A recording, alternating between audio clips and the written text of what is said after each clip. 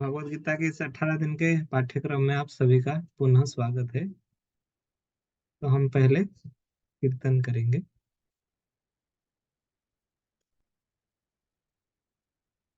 बहुत अच्छा कीर्तन है। वृंदावन के बारे में महिमा बताई गई है, वृंदावन स्थान की। वृंदावन रम्य स्थान दिव्य चिंतामणि धाम रतन मंदिर मनोहर। वृंदावन रम्य स्थान दिव्य चिंतामणि धाम रतन मंदिर मनोहर।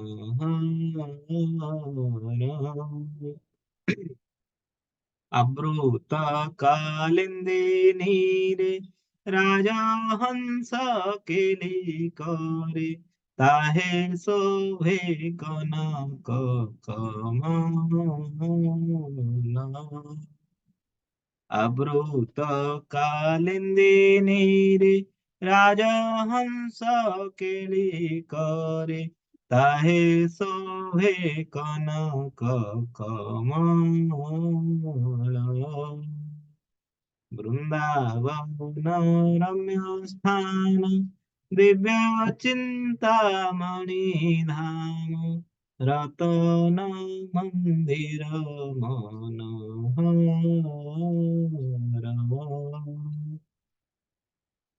तार मध्ये हेम पीठ अस्तदळे वेष्टित अष्टदळे प्रधान नायिका। तार मध्ये हेम पीठ अष्टदळे वेष्टित अष्टदळे प्रधान नायिका।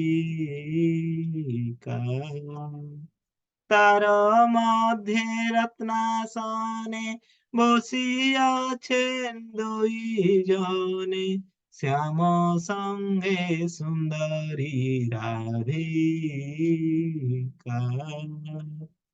তার মধ্যে রত্নাসনে বসিয়াছেন দুইজনে শ্যাম সঙ্গে সুন্দরী রাধিকা। वृंदावन रम्य स्थान दिव्य चिंतामणि धाम रतन मंदिर मनोहर।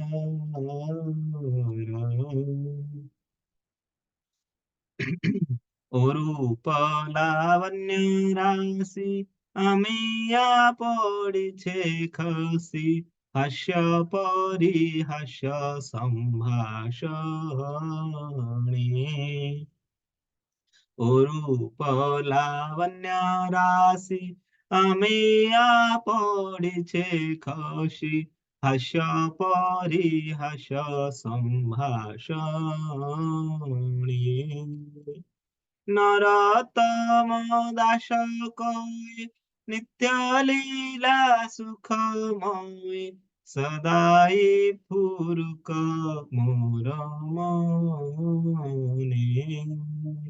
নরতম দাস কয় নিত্য লীলা সুখময় সদাই স্ফুরুক মোর মনে।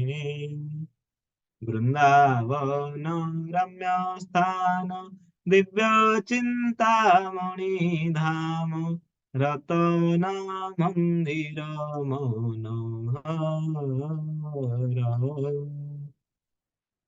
आवृत कालिंदी नीरे राजहंस केळी करे ताहे शोभे कनक कमल। हरे कृष्ण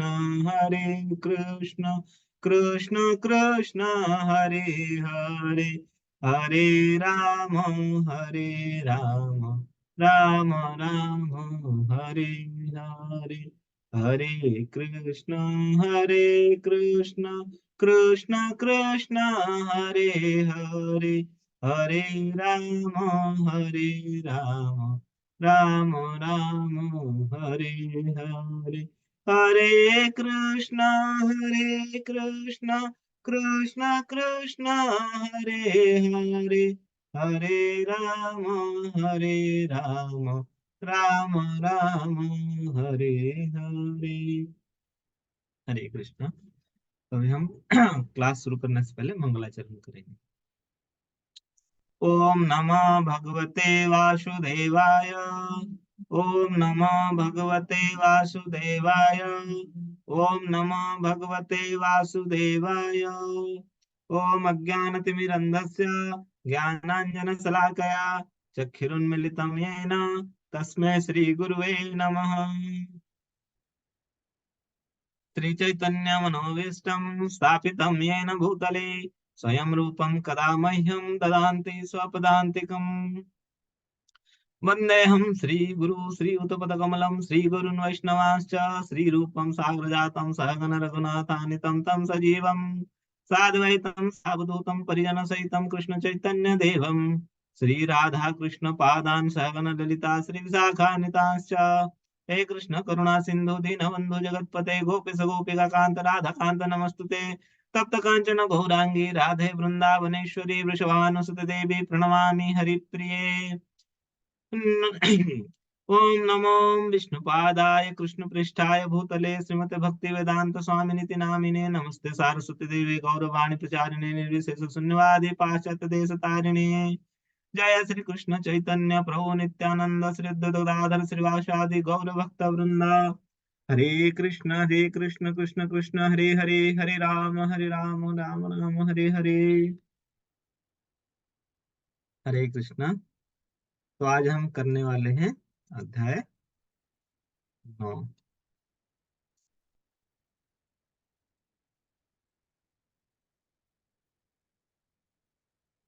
ठीक है, आज हम अध्याय 9 देखेंगे।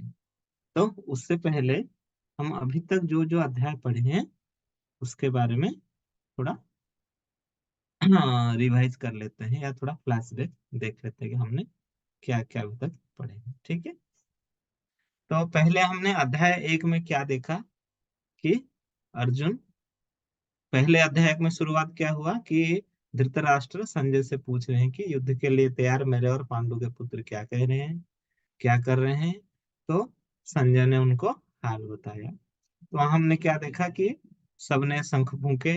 फिर क्या हुआ ना, अर्जुन भगवान को बोला कि भगवान रथ को आप दोनों सेनाओं के बीच लीजिए, मैं थोड़ा देखना चाहता हूँ। जब सेना के मध्य में अर्जुन रथ में गए तो वहां देखा क्या, अपने परिवार वर्ग सबको देख के वो मुंह में पड़ गए। फिर उनके 5 कारण थे जो जिस वजह से वो युद्ध करने के लिए नहीं चाह रहे थे। उनको दया करुणा था, पाप कर सोचते थे कि पाप हो जाएगा, आनंद नहीं मिलेगा, ऐसे परंपरा नष्ट हो जाएगा। वो क्या है ना, द्वंद्व में थे, असमंजस में थे। तो ऐसे करके 5 कारण थे, उन्होंने कहा मुझे युद्ध नहीं करना है और अपना अस्त्र शस्त्र रख दिए। दूसरे अध्याय में क्या हुआ, भगवान ने फिर अर्जुन को वो जो 5 कारण है उसका खंडन किए, अर्जुन को आत्मा का ज्ञान दिए, फिर सांख्य योग के बारे में बताया। ऐसे करके भगवान वहां फिर बताए। फिर तृतीय अध्याय में भगवान ने कर्म योग के बारे में कहा कि कर्म योग क्या है, कैसे कर्म करना चाहिए। फिर चतुर्थ अध्याय में भगवान ने भगवत गीता के इतिहास के बारे में बताया, ये कहाँ से आया है, कैसे आया है, कितने दिन हुए से आए हुए। फिर भगवान ने बताया भगवान कैसे प्रकट होते हैं, क्यों प्रकट होते हैं, कब प्रकट होते हैं, और भगवान को जानने के बाद हमें क्या लाभ मिलता है। फिर वहां भगवान कर्म के बारे में बताए, कर्म क्या है, कर्म क्या है, विकर्म क्या है। पांचवा अध्याय में भगवान बताए कि कृष्ण भावना भावित कर्म कैसे कर सकते हैं। जो कर्म हम भगवान को सौंप के करते हैं उसमें क्या होता है, हमें कर्म बंधन में नहीं होता। फिर छठा अध्याय में भगवान योग के बारे में बताते हैं, अष्टांग योग क्या है, और सबसे सिद्ध योगी या महायोगी कौन है, कौन सबसे सर्वश्रेष्ठ योगी है। फिर सातवां अध्याय में भगवान भक्ति शुरू करते हैं, बताते हैं कि भगवान कितने श्रेष्ठ है, कैसे हम उन्हें जान सकते हैं, वो उनकी शक्तियां क्या है, पराशक्ति अपराशक्ति। आठवें अध्याय में हमने देखा भगवान क्या कह रहे हैं कि मृत्यु के समय हम उन्हें कैसे याद कर सकते हैं, उन्हें याद करने से क्या लाभ होगा। और फिर आगे लास्ट में भगवान ने क्या बताया कि आगे बताया कि क्या क्या कैसे जा सकते हैं, कैसे भगवान की भक्ति में हम लीन हो सकते हैं। तो हम जैसे हम देखे क्या कि भगवान ये भगवत गीता में जो पहले 6 चैप्टर कर्मयोग है, बीच में 6 चैप्टर क्या था, भक्ति योग, और लास्ट के 6 चैप्टर ज्ञान योग। तो 9वां चैप्टर जो है इसके सबसे बीच में आता है। तो ये अध्याय का नाम है राजगुह्य योग, यानी टॉप सीक्रेट जिसे बोलते हैं, परम गुह्य ज्ञान, ऐसा ज्ञान जो बिल्कुल सीक्रेट होता है। ठीक है, तो इसका नाम ही से ही इसकी विशेषता आप समझ सकते हैं कि कितना ये अच्छा, ये मतलब समझिए ये सबसे बीच में रहता है ना, जो मिठाई में सबसे क्रीम बीच में रहता है, तो जो मीठा से भी मीठा है, मान लीजिए ये 9वां अध्याय इतना मीठा और इतना सुंदर है। ठीक है, इसमें भगवान में शुरुआत में क्या क्या ये जो गुह्य ज्ञान क्या है बताएंगे, लास्ट में भगवान और भक्त के बीच क्या संबंध है, क्या है, इसके बारे में बताएंगे। तो हम इसको प्रारंभ करते हैं गंभीरता से। क्या कह रहे हैं भगवान शुरुआत में, देखिए भगवान यहाँ पे खुद ही प्रारंभ कर रहे हैं अर्जुन के बिना पूछे। तो जो जो अध्याय में भगवान सीधा अपने आप प्रारंभ करते हैं, तो उस अध्याय में क्या होता है कि बहुत महत्वपूर्ण होता है, बहुत ज्ञान की चीज, सीखने की चीज उसमें होता है। तो क्या कह रहे हैं भगवान, श्री भगवान वाच इदं तु ते गुह्यतमं प्रवक्ष्याम अनसूयवे ज्ञानम विज्ञान सहितम यज्ञात्वा मोक्षसे श्रुभात्। हरे कृष्ण। आज ना आप में से कोई हैंड रेज करिए जो एक एक इसके तात्पर्य भी पढ़िएगा। हरे कृष्ण। जो तात्पर्य पढ़ना चाहते हैं आप हैंड रेज करिए, ठीक है।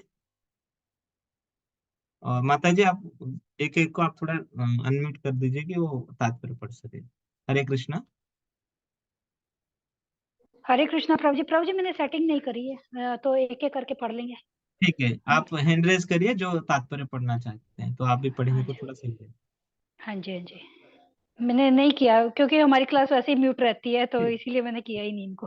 हैंड रेज करिए जिसको पढ़ना है ये। पंकज शर्मा प्रभु जी ने किया है। प्रभु जी करवा दीजिए। पढ़िए, तात्पर्य पढ़िए। पंकज शर्मा प्रभु जी पढ़िए आप। जय श्री कृष्ण। हाँ, हरे कृष्ण।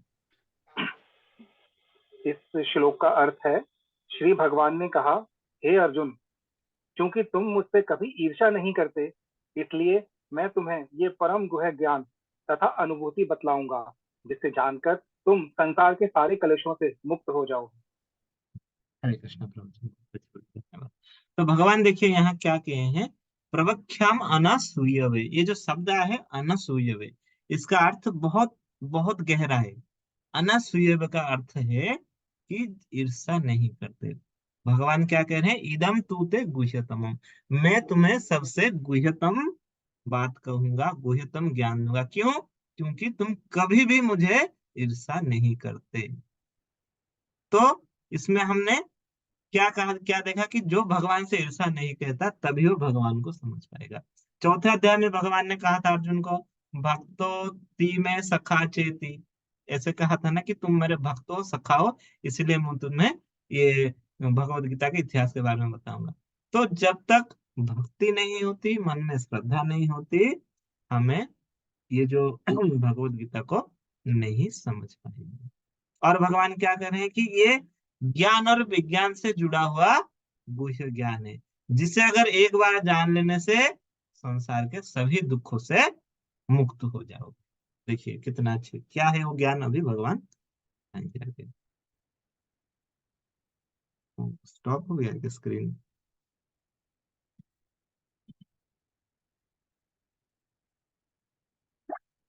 हाँ,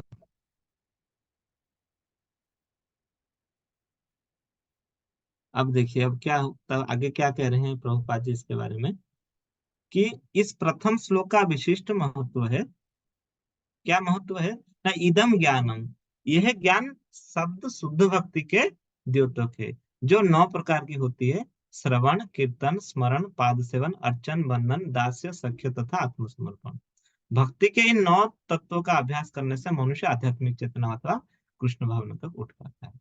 तो ये भक्ति के हम देखेंगे जो 9 प्रकार के, क्या बोलते हैं, नवधा भक्ति कहा गया। ये नवधा भक्ति क्या है ना, पहला श्रवण, फिर कीर्तन, फिर स्मरण, पाद सेवन, अर्चन, बंधन, दास्य, सख्य, आत्मसरण, ऐसे करके प्रहलाद महाराज ने बताया। तो इस श्लोक का अनुसूयव्य शब्द भी अत्यंत महत्वपूर्ण है। बहुत श्रुत विद्वान भी भगवत गीता के विषय में अशुद्ध व्याख्या करते हैं, क्योंकि वो कृष्ण के प्रति ईर्ष्या रखते हैं। अतः उनकी टीकाएं व्यर्थ होती है। केवल कृष्ण भक्तों द्वारा की गई टीका ही प्रामाणिक है। कोई भी ऐसा व्यक्ति जो कृष्ण के प्रति ईर्ष्यालु है, ना तो भगवत गीता की व्याख्या कर सकता है, ना पूर्ण ज्ञान प्रदान कर सकता है। अतः ऐसी टीकाओं से सावधान रहना चाहिए।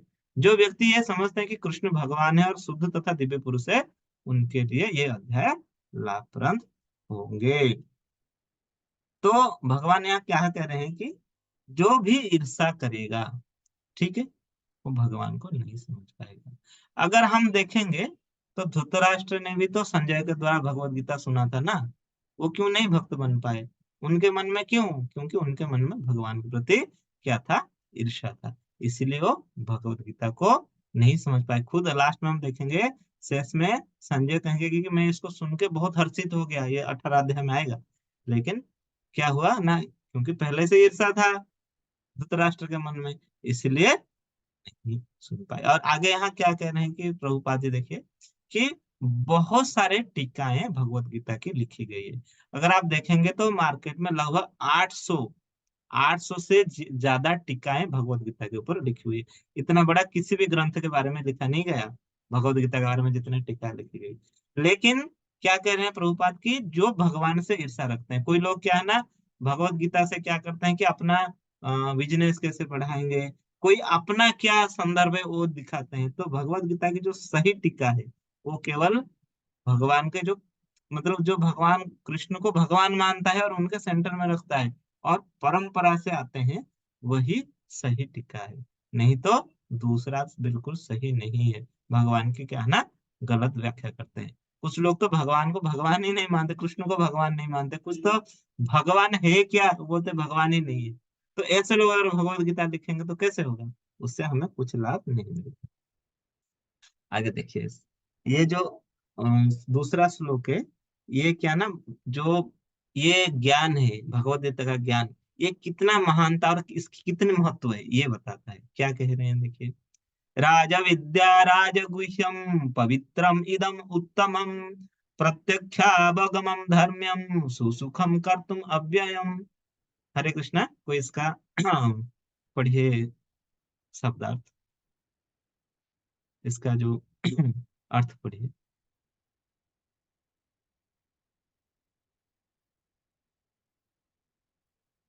हरे कृष्णा, कोई भी पढ़ लीजिए।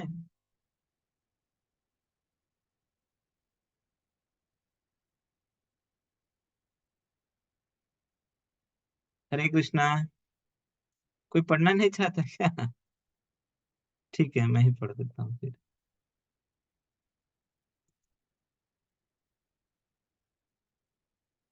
ठीक है, तो यहाँ क्या है ना, भगवान क्या कह रहे हैं, यह ज्ञान सब विद्याओं का राजा है, जो समस्त रहस्यों में सर्वाधिक गोपनीय है।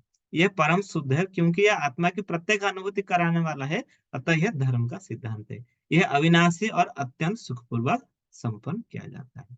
तो देखिए, पहले क्या है, राज विद्या, अर्थात सभी विद्याओं का राजा है। तो मान लीजिए, देखिए, जैसे अगर हम देखेंगे जीवन के जो वास्तविक समस्या है, हम जिसको कहते हैं क्या है, जन्म मृत्यु जरा व्याधि, ये चार चीजें हम कोई भी विद्या से जो कौन से ना, भौतिक विद्या, इससे हम बिल्कुल छुटकारा नहीं पा सकते। लेकिन अगर हम ये राज विद्या को पढ़ेंगे तो निश्चित रूप से इससे छुटकारा पा सकते हैं। और क्या, अगर हम ईशोपनिषद में देखेंगे तो उसमें एक श्लोक है, विद्याम च अविद्याम च, अर्थात उसमें कहा गया है कि हमें विद्या को भी सीखनी चाहिए और अविद्या को सीखनी चाहिए। अविद्या किसको कहा गया है? भौतिक ज्ञान को। विद्या किसे कहा गया है? आध्यात्मिक ज्ञान को। तो हमें दोनों सीखना चाहिए। आध्यात्मिक ज्ञान क्योंकि हमारा भरण पोषण के लिए हमें भौतिक ज्ञान भी चाहिए। लेकिन सब ज्ञानों का, सब विद्याओं का राजा है। फिर आगे क्या कहते हैं, राजा गुह्यम, मतलब सभी से गुह्यतम, टॉप सीक्रेट है। कैसे ना, भगवान शुरुआत में क्या कहते, आत्मा का ज्ञान बताए थे, वो गुह्यतम ज्ञान था। आत्मा के बारे में जो हमने शुरुआत में दूसरे अध्याय में भगवान ने कहा था, यहाँ क्या कह रहे हैं ना, उससे भी गुह्यतम ज्ञान अपने बारे में भगवान बता रहे हैं, तो ये टॉप सीक्रेट है। फिर आगे क्या कर रहे हैं कि प्रत्यक्षा अवगमम, इसकी अनुभूति कैसे होगी ना, प्रत्यक्ष रूप से अनुभूत कर सकते हैं। तो जो राजगुह्य है अर्थात भगवान के और भक्त के बारे में इसमें गुह्यतम बात बताएंगे, जिसको अगर हम सुनेंगे या हम इस भक्ति में लगे रहेंगे तो इसकी जो पवित्र तत्व को या इसका जो ये क्या है ना, ये पवित्रम उत्तमम, ये एक तो पवित्र है और इसको प्रत्यक्ष रूप से हम जान पाएंगे। ये कैसे पवित्र है, ऐसे सोचिए, देखिए जो गंगा गंगा कहाँ से आई है ना, भगवान के चरण कमल से आई है। ठीक है, अगर भगवान के चरण कमल से आकर अगर गंगा इतना पवित्र है, तो जो बात भगवान अपने मुख से कह रहे हैं तो वो तो और भी पवित्र होगा। तो ऐसे पवित्र है और इसको प्रत्यक्ष रूप से हम अनुभूति कर सकते हैं, जो भक्ति करते हैं उसको अनुभूत करते हैं। और लास्ट में क्या कह रहे हैं, सुसुखम कर्तुम अव्ययम, इसको क्या है ना, सुखपूर्वक कभी भी जो समाप्त ना होने वाली हो, ऐसे सुख से ये संपूर्ण है। कैसे ना, हर चीज का समाप्ति होती है, हर चीज क्षणिक सुख है यहाँ पे, लेकिन जो भगवान की भक्ति है उसकी क्षणिक सुख वो बिल्कुल हमेशा के लिए शाश्वत सुख होता है। जैसे कोई ज्ञान योग में भगवान को पाता है तो कैसे जाता है, कहाँ तक, परमात्मा के रूप में अंदर देखता है, या अगर ब्रह्म में लीन हो जाता है, आगे की नहीं सोचता। लेकिन जो भक्ति में होता है वो भगवान के साथ हमेशा सेवा करता है रह के, वैकुंठ लोक में भी उनकी सेवा करता है, सेवा से ही उसे सुख मिलता है। आगे क्या कह रहे हैं देखिए भगवान, आगे भगवान कह रहे हैं कि हे परंतप, जो लोग भक्ति में श्रद्धा नहीं रखते वो मुझे प्राप्त नहीं कर पाते, अतः वह इस भौतिक जगत में जन्म मृत्यु के मार्ग पर वापस आते रहते हैं। तो जो ये ज्ञान को, कौन से ना भगवत गीता या गुह्य ज्ञान को ग्रहण नहीं करता, वो इस जगत में वापस आता रहता है, अर्थात जन्म मृत्यु के चक्र में पड़ जाता है। पुनरपि जन्मम पुनरपि मरणम। भगवान का एक नाम है, क्या है, मुकुंद, मैंने कल लिखा था, मुकुंद अर्थात मुक्तिदाता। भगवान ही मुक्ति दे सकते हैं। हमने 7वें अध्याय में पढ़ा था ना, मामय वये प्रपद्यन्ते मायाम एताम तरन्ति ते, भगवान ही हमें इस जो तीन जो माया है, कौन से ना, तीन गुणों वाली माया, इसे भगवान ही हमें बचा सकते हैं, क्योंकि उनके हाथ बंधे नहीं है, वो मुक्त है, बाकी सब हम बंधे हैं। ठीक है, आगे क्या कह रहे हैं भगवान ना, यह संपूर्ण जगत मेरे अव्यक्त रूप द्वारा व्याप्त है, समस्त जीव मुझ में है किंतु मैं उनमें नहीं हूँ।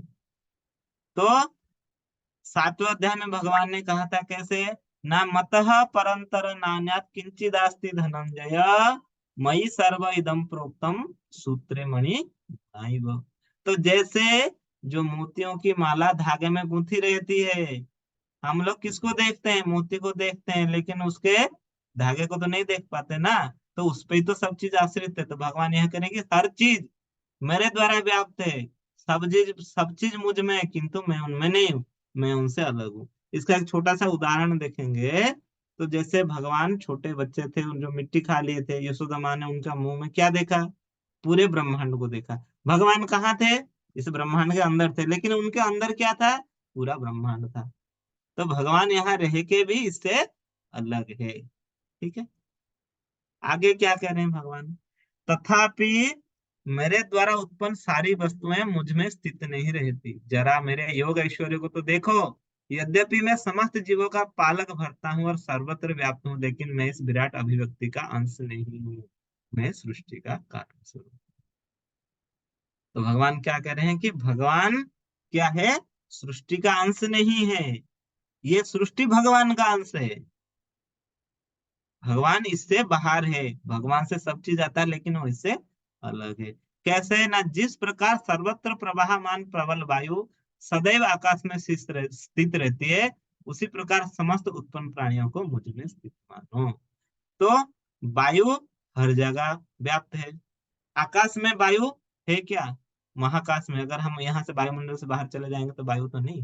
तो भगवान कह रहे हैं कि हर चीज मेरे अंदर है, सब चीज, जितने भी अनंत होता है सब चीज, जितना अनंत जो भी ब्रह्मांड है, जितने प्राणी है, सब कुछ मेरे अंदर है। कैसे ना, जैसे वायु हर जगह प्रवाहमान रहता है, ऐसे सब मेरे अंदर है।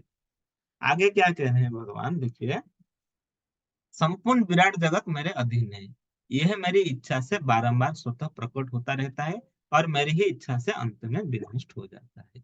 ठीक है। तो अगर जैसे मैं इससे पहले भी कहा था क्या, कि भगवान का एक रूप होता है, क्या है कि महाविष्णु, उनसे क्या होता है ना, अनंत अनेक प्रकार के ब्रह्मांड उत्पन्न होते हैं, जो मल्टीवर्स कहते हैं। फिर हर हर एक ब्रह्मांड में वो गर्भोदकशाही विष्णु के रूप में उसके अंदर जाते हैं। फिर गर्भोदकशाही विष्णु का एक विस्तार होता है क्या ना, क्षीरोदकशाही विष्णु, जिनसे जो ना हर चीज पे, यहाँ तक कि एटम में, मॉलिक्यूल के अंदर भी वो बैठ जाते हैं जाके, हर चीज में वो परमात्मा के रूप में चले जाते हैं। अब क्या होता है लास्ट में, भगवान क्या है कि मेरी इच्छा से अंत में विनष्ट होता है। तो भगवान जैसे प्रलय करते हैं, उसमें लास्ट में क्या करते हैं ना, प्रलय में सब चीज अंत कर देते हैं। कैसे, जैसे एक मकड़ी जाला बुनता है, अपना काम करता है, जब काम खत्म हो जाए जाले को क्या करता है, खुद खा भी जाता है।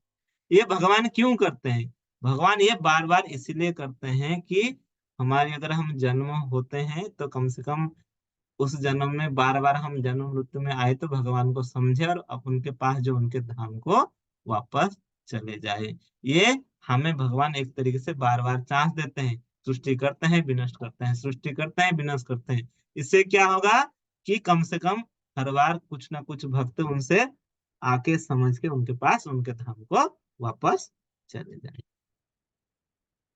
आगे भगवान क्या कह रहे हैं, देखिए।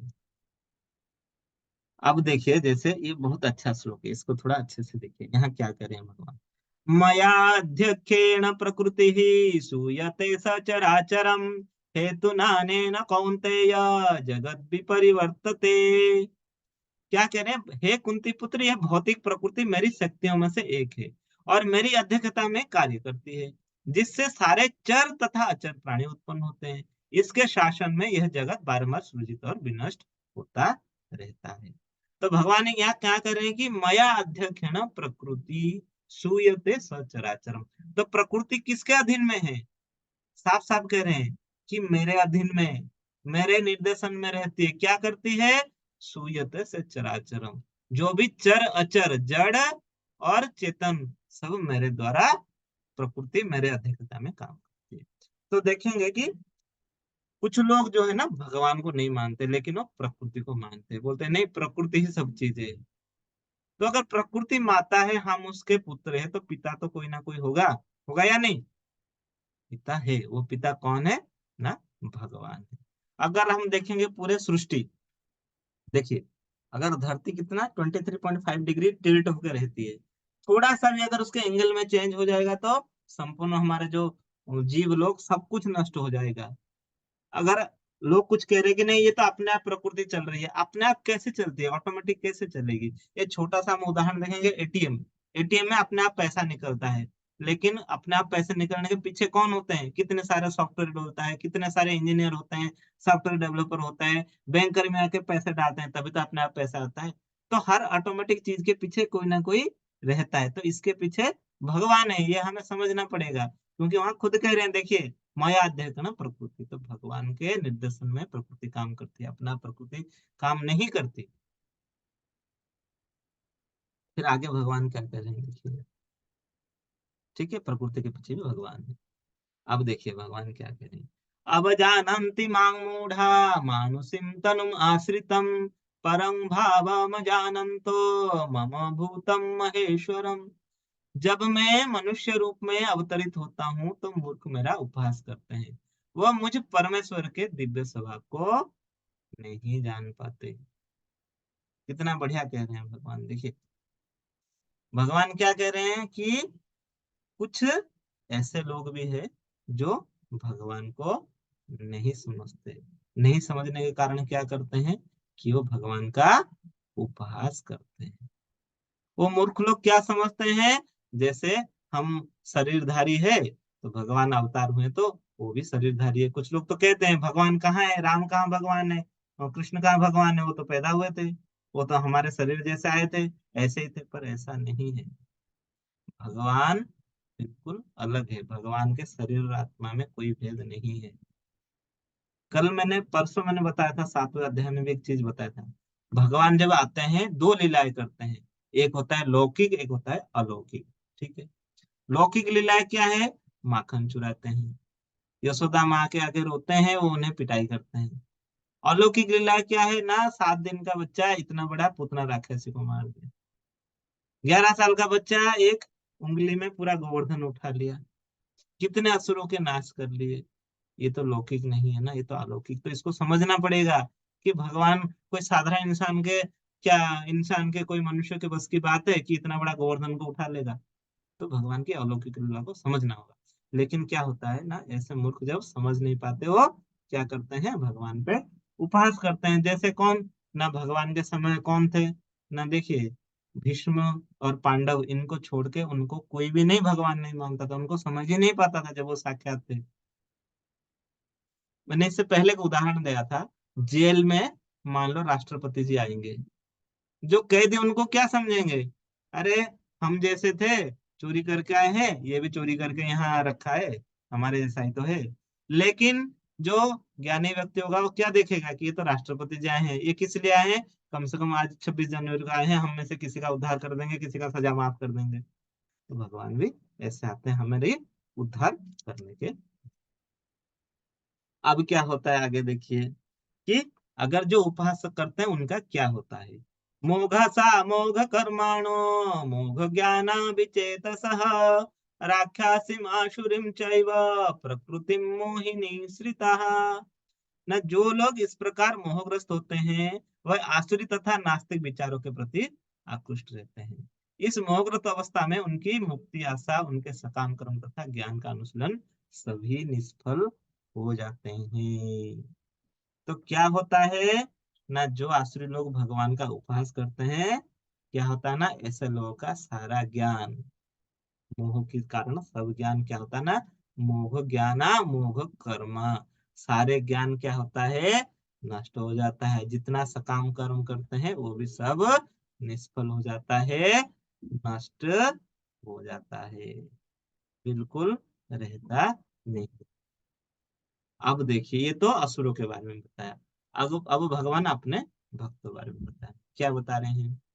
महात्मानस्तु मां पार्थ देवीं प्रकृतिम आश्रिताः भजन्त्या अनन्य मनसो ज्ञात्वा भूतादिम अव्ययम्। तो अभी भी कोई पढ़ना चाहते हैं तो आप पढ़ सकते हैं इसका अनुवाद। हरे कृष्णा। कोई अनुवाद पढ़ना चाहे तो अनुवाद पढ़ सकता है। हरे ठीक है। कृष्ण प्रभु। हाँ, पढ़िए पढ़िए। हरे कृष्ण। हरे कृष्ण। तापद श्री प्रभुपाद की जय। श्री प्रभुपाद के द्वारा, हे पार्थ, मोहमुक्त महात्मा जन दैवी दैवी प्रकृति के शरण में रहते हैं। वो पुनः भक्ति में निमग्न रहते हैं, क्योंकि वो मुक्ति वो मुझे आदि तथा अविनाशी भगवान के रूप में जानते हैं। हरे कृष्ण प्रभु जी। हरे कृष्ण। धन्यवाद प्रभु। तो यहाँ भगवान क्या कह रहे हैं ना, यहाँ भगवान अपने भक्तों के स्वभाव के बारे में बता रहे हैं। महात्मा का असली अर्थ क्या है उसके बारे में बताते हैं। महात्मा कोई उपाधि नहीं है जो यूं ही किसी को दे दी जाए। महात्मा का अर्थ बहुत गहरा है। महात्मा कौन है, भगवान यहाँ बता रहे हैं। कौन महात्मा है ना, भजन्त्य अनन्य मनोसो, मतलब जो क्या है ना, अनन्य मन से भगवान को भजन करता है। कैसे ना, भगवान को अविनाशी और अनंत मानकर जो भगवान का भजन करता है वही, और वो किसके संरक्षण में रहता है, दैवी प्रकृति के संरक्षण में रहता है। हम किसके शरण में रहते हैं, हम तो माया के संरक्षण में रहते हैं ना। लेकिन वो महात्मा जो भक्त है वो किसके संरक्षण में रहता है, भगवान के संरक्षण में, दैवी प्रकृति के संरक्षण में रहता है। अब ऐसे जो महात्मा है इसका लक्षण क्या है बता दे। अब इसके लक्षण के बारे में बता, क्या इसका लक्षण है। सततम कीर्तयन्तो माम यतन्तश्च दृढव्रताः नमस्त्यन्तश्च मां भक्त्या नित्ययुक्ता उपासते। और कोई पढ़ना चाहेगा तात्पर्य को?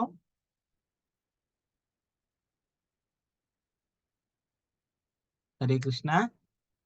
हरे कृष्णा। प्रभु जी मैं पढ़ूं? हरे कृष्ण माता जी, दंडवत प्रणाम। पढ़िए माता जी।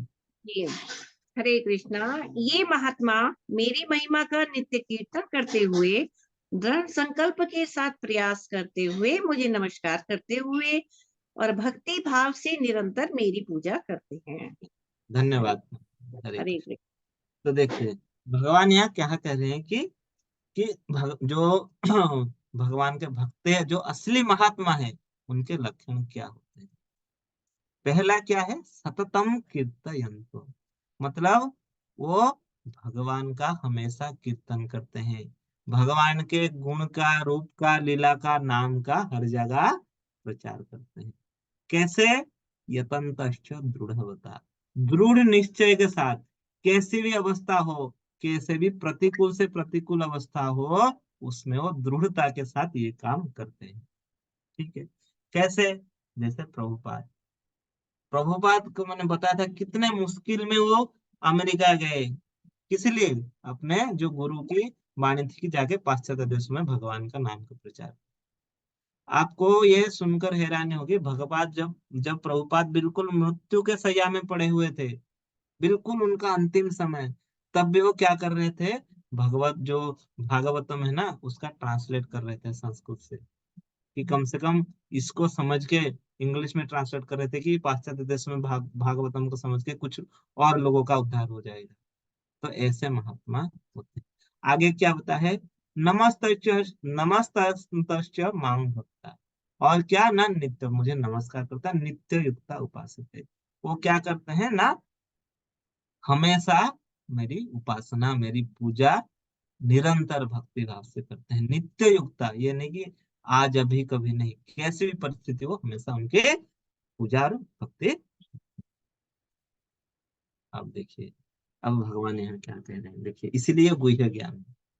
पिता अहम पिता हम अह पिता अहमस्य जगतो माता धाता पितामहः वेद्यं पवित्रम ओंकार रुक्षाम यजुरेव च। मैं इस ब्रह्मांड का पिता, माता, आश्रय तथा पितामह, मैं ज्ञेय, जानने योग्य, शुद्धि करता तथा ओंकार हूँ। मैं ऋग्वेद, सामवेद तथा यजुर्वेद हूँ। यहाँ जो च लिखा गया है, यह है अथर्ववेद को इंगित करता है। च आपने समझे कि 3 वेद है, चौथा वेद भी है। यहाँ जो च अथर्ववेद के बारे में कहा है। तो क्या कह रहे हैं भगवान?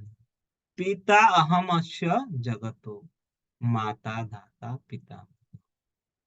कितना, देखिए क्या कह रहे हैं भगवान, क्या कर रहे हैं कि वास्तव में वही हमारे कौन है?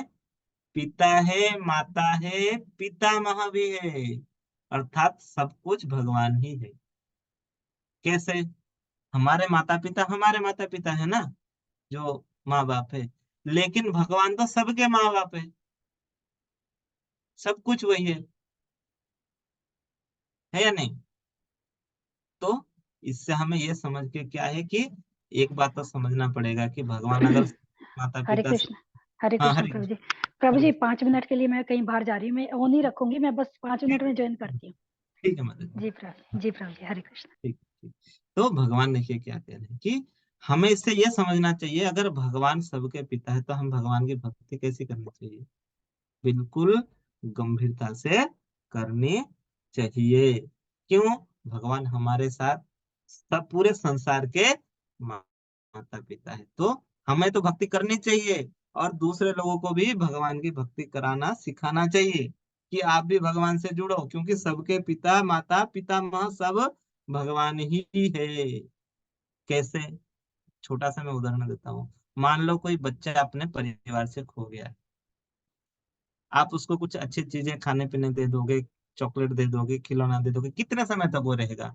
5 मिनट, 10 मिनट, आधा घंटा, 1 घंटा। उसके बाद जैसे याद आएगा फिर रोने लगेगा। अच्छा क्या है कि हम उसे अपने घर भेज दें, तो वो खुश रह जाएगा। ठीक वैसे यहाँ जितने हैं सब तो भगवान के संतान है, तो कह रहे हैं ना, तो वापस अगर वो जब जाएंगे उनके घर तभी खुश होंगे, यहाँ कोई खुश नहीं होगा। पिछली बार अध्याय में भगवान ने कहते क्या, दुखालयम असस्वातम, यहाँ दुखी मिलेगा, सुख कहाँ मिलेगा, मेरे धाम में। तो भगवान से जुड़ना, ये हम सभी को सिखाना। अब भगवान आगे क्या कह रहे हैं देखिए, भगवान क्या कह रहे हैं कि मैं ही लक्ष्य पालन करता स्वामी साखी धाम शरणास्थली तथा अत्यंत प्रिय मित्र हूँ। मैं सृष्टि तथा प्रलय सबका आधार आश्रय तथा अविनाशी बीज भी हूँ। तो हमारा प्रकृत लक्ष्य क्या होना चाहिए जीवन का, भगवान, श्री भगवान ही, क्योंकि सबका लक्ष्य है और सबका शरणास्थल भी वही है। 18 अध्याय में लास्ट में भगवान कहते हैं आओ मेरे शरण में आओ, बहुत इंपॉर्टेंट श्लोक है, आगे जाके हम देखेंगे। फिर आगे क्या करें, हे अर्जुन मैं ही ताप प्रदान करता हूँ, वर्षा को रोकता तथा लाता हूँ, मैं अमरत्व हूँ और साक्षात मृत्यु भी हूँ, आत्मा तथा पदार्थ दोनों मुझ में ही है। भगवान 11वां अध्याय में भी कहेंगे मृत्यु सर्व हरश्चा। जैसे अर्जुन देखेंगे पूछेंगे आपका इतना विकराल रूप है, ये कौन सा रूप है, तो बताएंगे मैं ही काल हूँ, मैं ही मृत्यु हूँ। तो भगवान यहाँ क्या कह रहे हैं कि मैं अत्यंत प्रिय मित्र हूँ। इससे पहले भी भगवान ने कहा था 5वें अध्याय में शांति सूत्र में, मैं 29 में कहा था ना कि मैं सभी का मित्र हूँ, सुहृदम सर्व भूतानाम। अब देखिए यहाँ भगवान क्या कह रहे हैं, एक बहुत अच्छा श्लोक है, इसको थोड़ा सा सही से समझेंगे। ये दो जो है क्या कह रहे हैं, जो वेदों का अध्ययन करते तथा सोमरस का पान करते हैं वह स्वर्ग प्राप्ति की गवेषणा करते हुए अप्रत्यक्ष रूप से मेरी पूजा करते हैं, वह पाप कर्मों से शुद्ध होकर इंद्र के पवित्र स्वर्गीय धाम में जन्म लेते हैं, जहां वो देवताओं के साथ आनंद भोगते हैं। तो क्या होता है ना, जो पुण्य कर्म करता है, वेदों का अध्ययन करता है, यहाँ सोमरस का अर्थ आप गलत, बहुत लोग इसका गलत अर्थ निकालते हैं कि ये नशा नहीं है। अब पुराने समय में क्या है, देवता एक रस का पान करते हैं जिससे उनका क्या है ना, वर्चस्व बढ़ता है, उनके तेज बढ़ता है, इसलिए वो सोमरस बोल के एक रस से उसका पान करते हैं। ये आध्यात्मिक रस है, यहाँ का नहीं है, भौतिक चीज नहीं है। तो उससे क्या होता है, जो लोग पुण्य कर्म करते हैं, खास करके देखिए, अगर कोई पुण्य कर्म कर रहा है, ठीक है, तो उसे अच्छा लगता है, लेकिन मैंने कहा था पाप कर्म बंधनकारी है तो पुण्य कर्म भी बंधनकारी है। कैसे ना, कर्म बंधनकारी है, विकर्म बंधनकारी है, तो कर्म भी बंधनकारी है, जो काम कर्म। इससे क्या होता है ना, उससे उसके जो पुण्य बढ़ते हैं, पुण्य बढ़ने से क्या होता है, उसे स्वर्ग की प्राप्ति होती है। लेकिन हमारा लक्ष्य तो स्वर्ग नहीं है ना, हमारा लक्ष्य भगवान का धाम है। क्यों, क्योंकि स्वर्ग भी स्थायी नहीं है, शाश्वत नहीं है, वहां से जाने के बाद वापस नीचे आना पड़ेगा। कैसे, अगले श्लोक में भगवान बता रहे, इस प्रकार जब वे उपासक विस्तृत स्वर्गीय इंद्रिय सुख को भोग लेते हैं और उनके पुण्य कर्म के फल क्षीण हो जाते हैं तो मृत्यु लोक में पुनः लौट आते हैं। इस प्रकार जो तीनों वेदों के सिद्धांतों में दृढ़ हो रहकर इंद्रिय सुख की गवेषणा करता है उन्हें जन्म मृत्यु का चक्र होता है। वेदों का परम लक्ष्य क्या है, भगवत प्राप्ति। लेकिन अगर इंद्रिय सुख के लिए वेद कोई पढ़ता है तो उसे जन्म मृत्यु का चक्र मिलता है, क्योंकि जब हमारा पुण्य क्षीण हो जाएगा वापस हमें नीचे गिरा दी जाएगी। जैसे डेबिट कार्ड क्रेडिट कार्ड में पैसा है, शॉपिंग मॉल में घुस के कब तक शॉपिंग कर पाएंगे, जब तक पैसा होगा, पैसा खत्म बाहर कर देंगे। यहाँ देखिए, इससे समझ पाएंगे। देखिए यहाँ क्या हो रहा है, साइकिल जब डाउन होता है, साइकिल में हम नीचे आ जाते हैं खुश होके, स्वर्ग की सुख भोगते हैं, लेकिन फिर पुण्य खत्म तो फिर चढ़ाई आती है, दुख आती है, फिर यहीं पे आ जाते हैं। यहाँ पे दिखाई देखिए, ये जैसे चक्र है, ऊपर क्या है, स्वर्ग है, लेकिन जब खत्म हो जाएगा कहाँ आ जाएगा, ये नीचे आ जाएगा। फिर पुण्य कर्म करेगा, ऊपर पहुंच जाएगा, फिर जब पुण्य खत्म हो जाएंगे फिर नीचे आ जाएगा। लेकिन हमें क्या करना है, इस जन्म मृत्यु की चक्र से, पुनरपि जन्मम पुनरपि मरणम, इससे हटना है। कैसे ना, भगवान की भक्ति करो। देखिए अब भगवान बता रहे हैं कि भगवान जो अपने भक्त है ना, उसकी महिमा के बारे में बता रहे हैं। क्या है, अनन्यश्चिन्तयन्तो माम ये जनः पर्युपासते तेषां नित्यभियुक्तानां योगक्षेम वहाम्यहम्। किंतु जो लोग अनन्य भाव से मेरे दिव्य स्वरूप का ध्यान करते हुए निरंतर मेरी पूजा करते हैं, उनकी जो आवश्यकता होती है उन्हें मैं पूरा करता हूँ, और जो कुछ उनके पास है उसकी रक्षा भी करता हूँ। तो भगवान यहाँ क्या कह रहे हैं, देखिए, योगक्षेमम वहाम्यहम्, अर्थात जो भी हमारे पास नहीं है उसे भगवान देते हैं, जो हमारे पास है उसका रक्षा करते हैं, और जो हमारी आवश्यकता है वो भी देते हैं। इसका गलत अर्थ मत निकालिए कि हमें भगवान भौतिक चीजें देंगे, नहीं। भगवान भौतिक चीज देंगे तो हम क्या करेंगे, बहुत सारे चीजें मिलेंगी तो हम क्या है ना, माया में ही फंसे रहेंगे। भगवान क्या कह रहे हैं कि आध्यात्मिक चीज अर्थात भक्ति, हमारी भक्ति हमें वो देते हैं, हमारी भक्ति की रक्षा करते हैं। अगर कोई अनन्य भाव से भगवान की चिंता करता है, भगवान की पूजा करता है, भगवान की उपासना करता है, उनकी भक्ति करता है, तो उसकी जो आवश्यकता है, ज्यादा नहीं देंगे लेकिन जो जरूरी आवश्यकता है चीजें उसे मिलती रहेगी। और अगर भक्ति की वो रक्षा करते हैं और हमें भक्ति देते हैं, क्योंकि ऐसी परिस्थिति आती है जिस परिस्थिति में, जैसे मान लो भक्त भक्त का भी तो मृत्यु होती है, भक्त भी तो बुढ़ापा पे जाता है, लेकिन भक्त किसी भी परिस्थिति में भगवान को नहीं भूलता, भगवान की भक्ति हर परिस्थिति में करता रहता है, भगवान उसकी रक्षा करते हैं।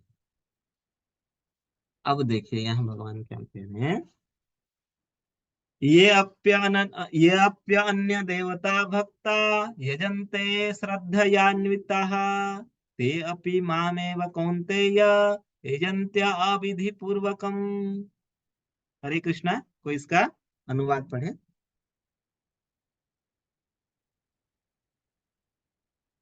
हरे कृष्ण। हाँ, हरे कृष्णा पढ़िए। तापस श्री प्रभुपद की जय, श्री प्रभुपद के द्वारा।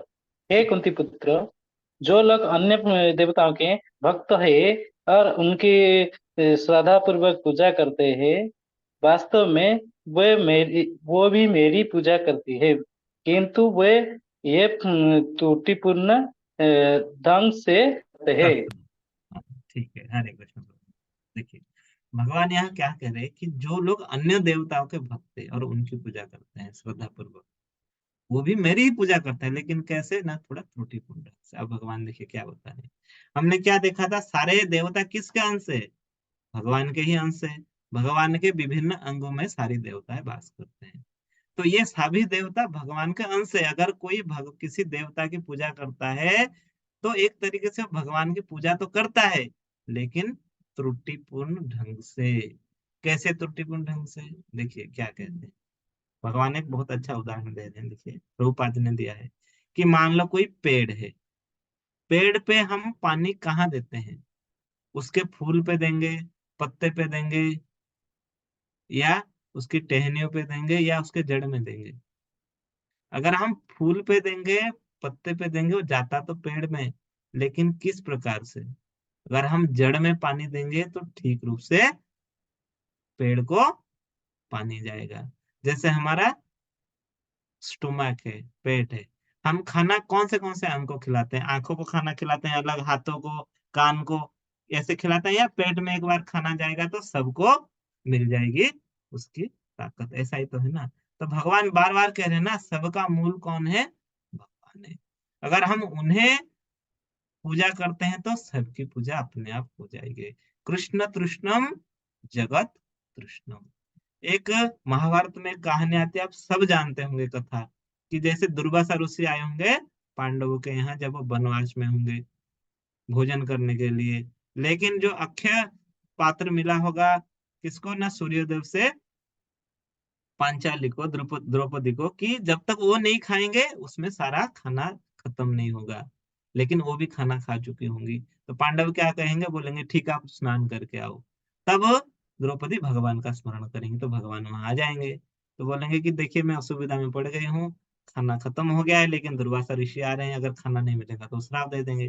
तो क्या देखेंगे भगवान की, उसमें एक कण होगा, वो एक कण निवाला खाएंगे तो पूरे संसार की भूख मिट जाएगी। तो दुर्वासा ऋषि जब स्नान करेंगे उनका पेट भर जाएगा, वो चले जाएंगे। तो ये भी है, अगर भगवान तुष्ट होते हैं तो सबकी तुष्टि हो जाती है। तो इसका मतलब ये नहीं कि हम देवताओं की पूजा ना करें। अगर आपकी भक्ति देवता में है तो उनकी पूजा करें, लेकिन उनसे कोई भौतिक चीज ना मांगे, भगवान ये करें। आप उनसे क्या करें ना, भगवान की भक्ति मांगे। भौतिक चीज हमें फिर इस संसार में बांध के रखेगा, बार बार ये कह रहे हैं। हमें भगवान की भक्ति मांगने से क्या होगा ना, इससे उद्धार हो जाएगा। तो भगवान एक तरीके से हमें गाइड कर रहे हैं कि तुम मुझे मांगो, मेरी भक्ति मांगो और मेरे पास वापस आ जाओ और भगवान से जुड़ के खुश हो। आगे क्या कर रहे हैं देखिए। यान्ति देवव्रता देवान् पितॄन् यान्ति पितृव्रताः भूतानि यान्ति भूतेज्या यान्ति मद्याजिनो अपि माम्। ना जो देवताओं की पूजा करते हैं वो देवताओं के बीच जन्म लेंगे, जो पितरों को पूजते हैं वो पितरों के पास जाते हैं, जो भूत प्रेत की उपासना करते हैं वो उन्हीं के बीच जन्म लेते हैं, और जो मेरी पूजा करते हैं वो मेरे साथ निवास करते हैं। देखिए, अब भगवान क्या कह रहे हैं, सब लोग कहाँ कहाँ पूजा तो करते हैं, लेकिन उनकी गति क्या होती है ना। जो देवताओं की पूजा करते हैं वो कहाँ जाएंगे ना, देवताओं के बीच जन्म लेंगे, अर्थात कहाँ जाएंगे, उच्च लोगों को, स्वर्ग को। लेकिन अब हमने पढ़ा, स्वर्ग को जाके भी जब पुण्य क्षीण होगा वापस आना पड़ेगा। कुछ लोग क्या करते हैं, पितरों को पूजते हैं, तो पितृलोक में जाएंगे। क्योंकि हमने क्या पढ़ा था, आ ब्रह्म भुवनालोके पुनरावृत्ति अर्जुन, ब्रह्मलोक तक सब चीज नष्ट हो जाएगी। तो जहां पे भी जाएंगे फिर पुनर्जन्म में आएंगे। भूतानि यान्ति भूतेज, कुछ लोग तांत्रिक पिशाच भूत प्रेतों को, और जैसे जो दफना देते हैं किसी को, उसकी पूजा करते हैं, वो क्या करेंगे, भूत योनि में जाएंगे, भूत बनेंगे। लेकिन यान्ति मद्याजिनो अपिमा, जो मुझे पूजेगा वो निश्चित रूप से मेरे पास आएगा। तो भगवान बार बार याद दिला रहे हैं कि मेरी पूजा करो और मेरे धाम में आओ, मेरे से कम जुड़ो तो सही। तो भगवान देखिए हर बार कह रहे हैं कि मेरे पास आओ। अगर इसका छोटा उदाहरण देखिए, मान लो कोई ट्रेन यहाँ से हरिद्वार से दिल्ली तक जा रही है। लोग कहते हैं ना, कहीं पे भी जाओ सब रास्ता तो भगवान के पास जुड़ते हैं। ठीक है, हर रास्ता भगवान के पास तो जुड़ता है, लेकिन आपने टिकट कहाँ का लिया है। ट्रेन तो यहाँ से दिल्ली जा रही है, हरिद्वार से दिल्ली जा रही है, आपने टिकट कहाँ का लिया है, आपने रुड़की का लिया है, आपने मुजफ्फरनगर नगर का लिया है, आपने क्या बोलते हैं बीच में आएगा स्टेशन, ये कोई और स्टेशन आएगा, आपने वहां तक का लिया है, मेरठ तक का लिया है। तो आप लास्ट दिल्ली तक कैसे पहुंचेंगे। ट्रेन भले दिल्ली तक जा रही है, लेकिन आपने कहाँ का टिकट लिया है, आप जहाँ का लिया है आप वहीं जाएंगे। अगर आप दिल्ली का टिकट लेंगे तभी दिल्ली जाएंगे। तो कहने का तात्पर्य है कि आप अगर लास्ट तक भगवान के ही अगर पूजा करते हैं तो उन्हीं के पास जाते हैं, लेकिन जिसकी पूजा करेंगे उसके लोग जाएंगे, तो फिर आप वापस आना पड़ेगा। ऐसे कब तक होगा, 5वें अध्याय में भगवान ने बताया था, याद है आपको, मैंने बताया था, बहूनां जन्मनां अन्ते ज्ञानवान् मां प्रपद्यते वासुदेवः सर्वमिति स महात्मा सुदुर्लभ। बहुत जन्म जन्म ऐसे होने के बाद जब आप जान पाएंगे कि भगवान वासुदेवम सर्वमिति, भगवान ही सब कुछ का मूल कारण है, तब आप किसी भक्त में शरण में जाके इससे निकल पाएंगे। तो क्यों, जब हम शुरू में ही जान रहे, क्यों सीधा भगवान के पास ना जाए। अब भगवान देखिए कितना अच्छे कह रहे हैं, भगवान को हम प्रसन्न कैसे करेंगे। पत्रं पुष्पं फलं तोयं यो मे भक्त्या प्रयच्छति तदहं भक्तिमुपहृतम् अश्नामि प्रयतात्मनः। हरे कृष्णा, कोई इसका तात्पर्य पढ़ लीजिए। हरे हरे हरे कृष्ण। कृष्ण। कृष्ण। कोई पढ़ेंगे, ठीक है यदि पढ़िए। कोई प्रेम तथा भक्ति के साथ मुझे पत्र पुष्प फल या जल प्रदान करता है तो मैं उसे स्वीकार करता हूँ। धन्यवाद प्रभु, जय कृष्ण। तो भगवान यहाँ क्या कर रहे हैं कि भगवान को प्रसन्न करने के लिए हमें ज्यादा कुछ करने की आवश्यकता नहीं है। भगवान करे ऐसे 4 चीजें, अगर उसे हम कैसे प्रदान करें। देखिए यहाँ 2 बार एक शब्द आया है, भक्त्या, यहाँ भी आया क्या है, भक्त्या, मतलब 2 बार भक्ति शब्द आया है। अगर हम ये 4 चीज भगवान को भक्ति और श्रद्धा में प्रेम पूर्वक अगर अर्पण करेंगे तो भगवान इसे ग्रहण करेंगे। क्या है? पत्रम पुष्पम फलम तोयम। अर्थात क्या है? पत्र, पुष्प, फल या जल। अगर ये चार चीज हम कैसे भक्ति और श्रद्धा के साथ भगवान को प्रेम पूर्वक अर्पण करते हैं तो भगवान उसे ग्रहण करते हैं। अब कोई ये नहीं कर सकता कि मैं बहुत गरीब हूं, मेरे पास तो कुछ भी नहीं है, या ऐसी कोई स्थान नहीं है जहाँ ये चार चीज नहीं मिल पाएंगे, है नहीं। जैसे हम नॉर्मली देखते हैं हर जगह मिल पाएगा। तो भगवान कह रहे हैं ज्यादा कोई आडंबर, ज्यादा कुछ करने की आवश्यकता नहीं है।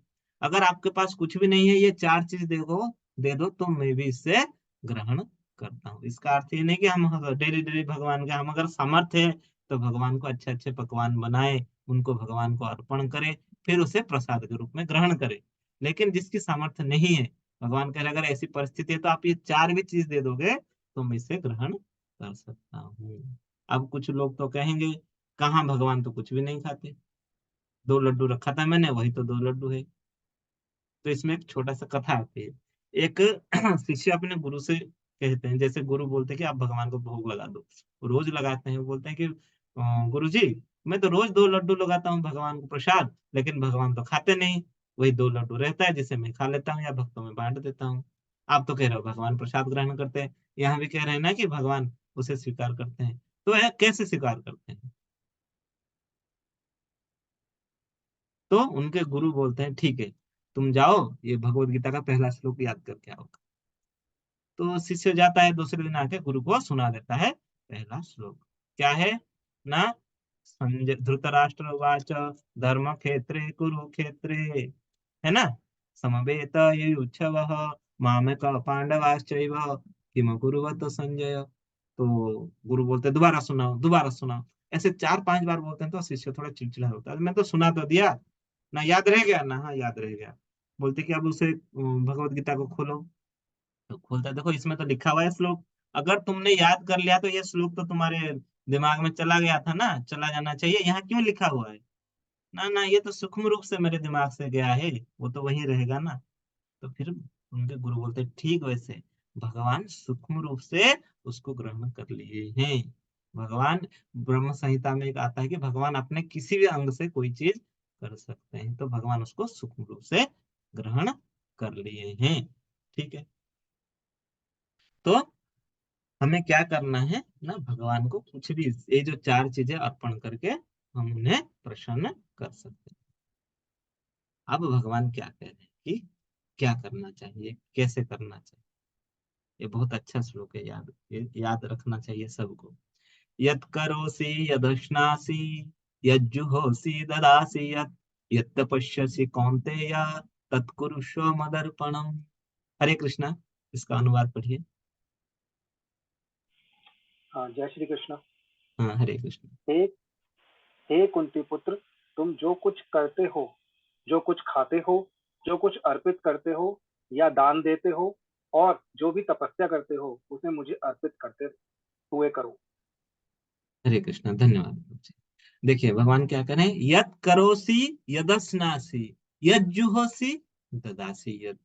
अर्थात तुम जो कुछ करते हो, जो कुछ खाते हो, जो कुछ अर्पण करते हो, जो कुछ दान करते हो, जो भी यत पश्यति, जो कुछ तपस्या करते हो, तत्कुरुष्व मदर्पणम, सब कुछ करो, लेकिन कैसे? मुझे अर्पण करते हो। अर्थात यहाँ भी भगवान कह रहे हैं कि अपने कर्म को मत त्यागो, तुम सब कुछ करो, कैसे? मुझे याद करते हुए करो।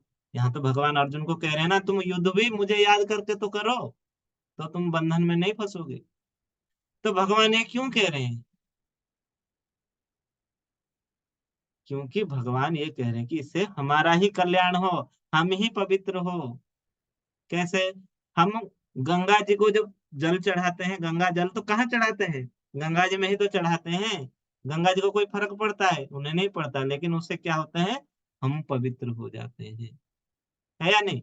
और इससे एक क्या फायदा होता है, अगर हम कुछ भी करते हुए भगवान को अर्पण करेंगे तो क्या करेंगे, हम हमेशा भगवान के बारे में स्मरण करेंगे, भगवान के बारे में सोचेंगे। तो 8वां अध्याय में हमने क्या पढ़ा था, 5वां श्लोक, अंतकाले च मामेव स्मरण मुक्त्वा कलेवरम यह प्रयाति जहाँ समद्भाव। प्रयते मतलब जानती नास्ते तेना संशय। हाँ धन्यवाद। तो क्या कह रहे हैं भगवान कि जो अंतकाल में मेरा याद करेगा मेरे धाम को वापस आएगा। तो भगवान तो हमारे यहाँ हेल्प कर रहे हैं, कह रहे हैं कि तुम मुझे कुछ जो भी करते हो अर्पित करते हुए करो, इससे क्या होगा, तुम मुझे याद करोगे। अगर याद करोगे तो क्या होगा, लास्ट समय में भी याद करके मेरे पास आओगे। ठीक है, इससे भगवान को हमें स्मरण करने में और आसानी हो जाएगी। अब भगवान इसके बारे में क्या होता है ना, भक्त की जो विशेषता है, भक्ति की क्या विशेष, जो भक्त है भगवान का वो विशेष क्यों है, उसके बारे में कह रहे हैं।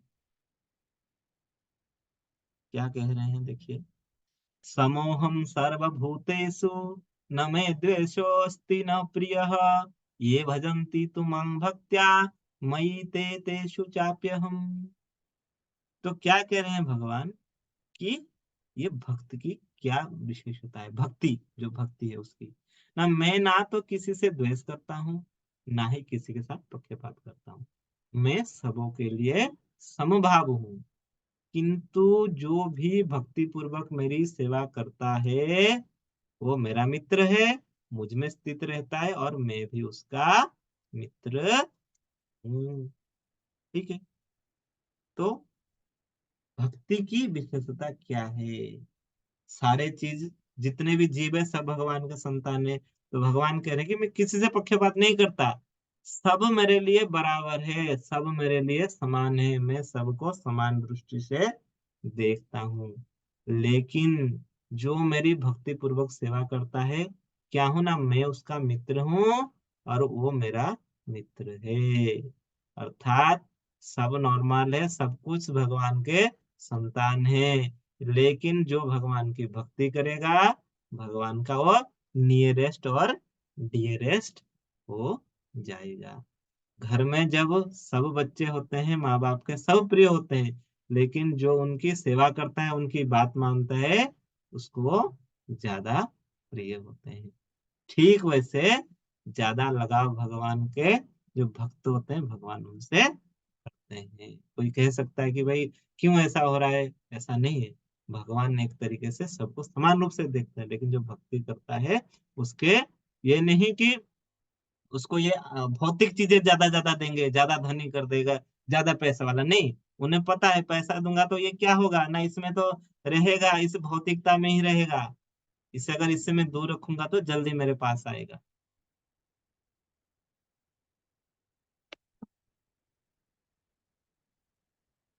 हरे कृष्ण, मेरी आवाज आ रही है? आ रही है। जी प्रभु जी। ठीक है, ठीक है। जी प्रभु अब जी, आ रही है, भगवान क्या क्लियर कह है। रहे हैं, भगवान कह रहे हैं कि अपि चेतु सुदुराचारो भजते माम अनन्य भाग साधुरेव च मंतव्य सम्यग्य अव्यवसितो ही सह। भगवान कह रहे हैं कि यदि कोई जघन्य से जघन्य कर्म करता है किंतु यदि वो भक्ति में रत रहता है तो उसे साधु मानना चाहिए, क्योंकि वो अपने संकल्प में अड़िग रहता है। देखिए यहाँ क्या आया है, अपि चेत सुदुराचारो। दुराचार अर्थ मतलब क्या है, जो दुराचारी मतलब पापी होते हैं। यहाँ कह रहे हैं कि सुदुराचारो, कह रहे हैं नहीं, लेकिन भजते माम अनन्य भाव। अगर कोई पाप भी कर लेता है लेकिन भक्ति में जुड़ा हुआ है, कैसे भक्ति में, ना अनन्य भक्ति में, किसकी, ना भगवान की भक्ति में, तो भी उसे साधु मान लेना चाहिए। क्यों, क्योंकि वो अपने भक्ति में भक्ति की संकल्प में अड़िग रहता है।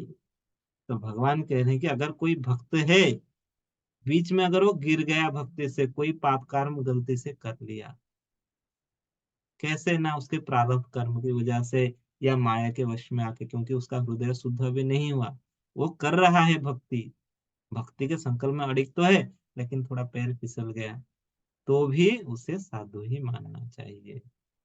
प्रभुपाद जी एक उदाहरण देते हैं, जैसे फैन चल रहा है, अगर हम स्विच को बंद कर देंगे तो फैन एकदम रुक जाएगा, नहीं रुकेगा। थोड़ी देर तो घूमेगा ही, उसके बाद बंद होगा। तो वो भक्त माया से अभी भगवान के चरण में आया है, भक्ति तो कर रहा है लेकिन पूरी तरह शुद्ध नहीं हुआ है। इसीलिए अगर थोड़ा बहुत पाप हो जाता है तो उसे गिरना नहीं चाहिए। भगवान कह रहे हैं मैं उसे माफ कर देता हूँ, वो भक्ति ही रहेगा क्योंकि वो भक्ति में आगे बढ़ रहा है। तो इसका अर्थ ये नहीं कि हमें बार बार पाप कर्म करना है और फिसलते जाना है, भगवान तो माफ कर ही रहे हैं अगली बार भी कर देंगे, नहीं। अगर दैवी बस ऐसा हो भी गया तो चल जाएगा, लेकिन बार बार जानबूझ के नहीं करना है। अब भगवान भक्ति के बारे में बहुत अच्छी बात कह रहे हैं। क्या कह रहे हैं? क्षिप्रम भवति धर्मात्मा सत्स्व अच्छन्ति निगच्छन्ति कौन्तेय प्रतिजानीहि न मे भक्तः प्रणश्यति। वह तुरंत धर्मात्मा बन जाता है और स्थायी शांति को प्राप्त होता है। हे कुंती पुत्र, निडर होकर घोषणा कर दो कि मेरे भक्त का कभी विनाश नहीं। क्या कह रहे हैं भगवान? क्षिप्रम भवति धर्मात्मा, क्षिप्रम मतलब शीघ्र। क्या कह रहे हैं कि अगर कोई भगवान के शरण में, कैसे? सस्वच्छन्ति निगच्छन्ति, जो भगवान के शरण में चला जाता है वो क्या बन जाता है ना? वो तुरंत ही धर्मात्मा बन जाता है। और अगर कोई भगवान के शरण में जाता है और क्या? शाश्वत शांति निगच्छन्ति, तो उसे क्या मिलता है ना? शाश्वत शांति मिलता है। अगर कोई भगवान के शरण में चला जाता है तो तुरंत ही, तत्क्षण ही वो धर्मात्मा बन जाता है और शाश्वत शांति को प्राप्त होता है। तो क्या करें भगवान? कौन्तेय प्रतिजाना ही न मे भक्तः प्रणश्यन्ति। तो कौन्तेय अर्थात हे कुंती पुत्र, तुम एक घोषणा कर दो, क्या? ना मेरे भक्त का कभी नाश नहीं होता। तो यहाँ क्या नाश नहीं होता भक्त का? ना, भक्त तो धर्मात्मा बन जाता है लेकिन उसकी जो भक्ति है उसकी कभी नाश नहीं होती। भक्त का नाश मतलब ये नहीं कि भक्त कभी मरेगा नहीं, जैसे पहले कहते या उसको दुख नहीं आएगा, आएगा लेकिन उस दुख को झेलने का वो क्षमता मिल जाता है। अगर उसके पास भाला या तीर आने वाला हो तो सुई जैसा बन जाएगा। ये भगवान के है। तो मेरा एक छोटा सा प्रश्न है सभी के लिए यहाँ पे कि भगवान क्यों कह रहे हैं कि हे अर्जुन तुम घोषणा कर दो कि भगवान की भक्ति कभी नाश नहीं होती। भगवान तो खुद कह सकते हैं कि मैं घोषणा कर रहा हूँ कि भक्ति की कभी नाश नहीं होती। भगवान की वाणी में ज्यादा ताकत है ना। वो अपने अर्जुन को क्यों कह रहे हैं कि तुम घोषणा कर दो कि मेरे भक्त का कभी विनाश नहीं होता? क्या कारण है इसके पीछे? कोई बता सकता है? कारण इसका हरे कृष्णा प्रभु जी, हरे कृष्णा हरे प्रभु जी, कृष्ण। हाँ। हरे कृष्णा प्रभु जी। जैसे कि हम लोग पढ़ाई करते हैं, एग्जाम देते हैं, एग्जाम का रिजल्ट कौन डिसाइड करता है? जो हम्म। बोर्ड है वो बोर्ड डिसाइड करता है। पर हम्म। हम हमारे ऊपर मतलब कॉन्फिडेंस रहना चाहिए कि मैं इतना पढ़ा हूँ, इतना रख रख सकता हूँ, ये मेरा कॉन्फिडेंस है। इसलिए भगवान भक्तों के हिसाब से बोल रहे हैं संसार को कि अगर तुम बोलोगे तो लोग तुम्हारे ऊपर से विश्वास करके मेरे को विश्वास करेंगे। इसलिए भक्तों के हाथ से बोल रहे हैं, वाणी से बोल रहे हैं। ठीक है, आपका उत्तर ठीक है, पर मान लीजिए कि 70% तक तो ठीक है और थोड़ा रह गया है। मैं और कोई? मैं कुछ बोलूं प्रभु जी, मैं कुछ हाँ, बोलूं? बोलिए बोलिए। ये इसमें जो कृष्ण जी कह रहे हैं अर्जुन से कि तुम घोषणा कर दो, तो वो इनडायरेक्टली एक तो उनको संकेत दे रहे हैं कि अगर तुम भक्ति पूर्वक या मेरे भक्त कहलाओ जाओगे तो तुम्हारा विनाश नहीं होगा, पहली चीज। और एक भक्त के मुंह से जो प्रचार प्रसार होगा किसी कथा का अपनी भगवान के लिए, वो ज्यादा उससे लोग प्रभावित होंगे। हाँ, लगभग ये उत्तर बिल्कुल सटीक है। कैसे ना? भक्त के द्वारा ही क्यों हो? महाभारत के युद्ध में एक कथा आती है कि भगवान ने क्या कहा था कि भगवान बोले कि मैं जिधर जाऊंगा वहां मैं शस्त्र नहीं उठाऊंगा और दूसरी ओर मेरी सारी जो सेना है नारायणी सेना जाएगी, ठीक है। लेकिन जब भीष्मदेव के साथ अर्जुन का युद्ध हो रहा था तो भीष्मदेव ने मन में प्रतिज्ञा कर ली, क्या? कि आज तो मैं भगवान से अस्त्र उठा के ही रहूंगा, इनकी जो प्रतिज्ञा ली थी इनको मैं तोड़ दूंगा, तुड़वाऊंगा। तो भगवान तो सबके हृदय में रहते रहते हैं, उन्होंने जान लिया कि भीष्मदेव ने चाह रहे हैं कि मेरी प्रतिज्ञा टूट जाए। जब भीष्मदेव बहुत जोर शोर से युद्ध किए तो क्या हुआ ना, एक रथ का पहिया उठाए वो भीष्मदेव की ओर दौड़ने लगे। तो फिर क्या हुआ, अर्जुन ने उन्हें पैर पकड़ के रोक लिया, कहा कि क्या कर रहे हैं भगवान, आपने तो कहा था कि आप कि युद्ध में हथियार नहीं उठाएंगे। तो भगवान कह रहे हैं, देखिए मैंने कहा था नहीं उठाऊंगा, लेकिन मेरा भक्त तो कह रहा है कि मुझे उठाना पड़ेगा। मैं अपने वाणी को, अपने घोषणा को, अपने प्रतिज्ञा को तोड़ सकता हूँ, लेकिन अपने भक्त की प्रतिज्ञा को कभी नहीं तोड़ सकता। इसलिए भगवान यहाँ अपने भक्त द्वारा ये बात कह रहे हैं, जैसे अभी प्रभु जी ने कहा। ठीक है, तो क्योंकि भगवान को एक नाम है भक्त वत्सल, वो भक्त के लिए सब चीज कर देते हैं, इसलिए भगवान ने कहा क्या, कि मेरे भक्त के द्वारा ये घोषणा कर दो। फिर अब क्या कह रहे हैं भगवान, मांगी पार्थ व्यपाश्रित्य ये अपि शुः पाप योनयः स्त्रियो वैश्यास्तथा शूद्रास्ते अपि यान्ति पराम गतिम्। अब भगवान कह रहे हैं कि इस जो ज्ञान को, इसको कोई भी ले सकता है, इतना सरल है, इसको कोई भी ग्रहण कर सकता है, और उससे क्या होगा ना, ये ज्ञान को प्राप्त करके वो परम धाम को जा सकता ना। जो भी भगवान के शरण ग्रहण करते हैं, कैसे ना, इस भगवत गीता को, जो इसके ज्ञान को लेके, वो कोई भी किसी भी योनि में जन्मे हो, किसी भी, इसके लिए कोई क्या बोलते हैं वर्ण नहीं चाहिए, कोई आश्रम नहीं चाहिए, कोई सा भी हो, चाहे स्त्री हो चाहे पुरुष हो, कोई भी वर्ण का हो, कोई भी सन्यासी वर्ण का हो, या कोई भी कैसे भी हो, जो हमारे वर्ण का आश्रम का हो, कोई भी, ये इतना सरल है कि ये भक्ति करके मेरे पास वापस आ सकता है।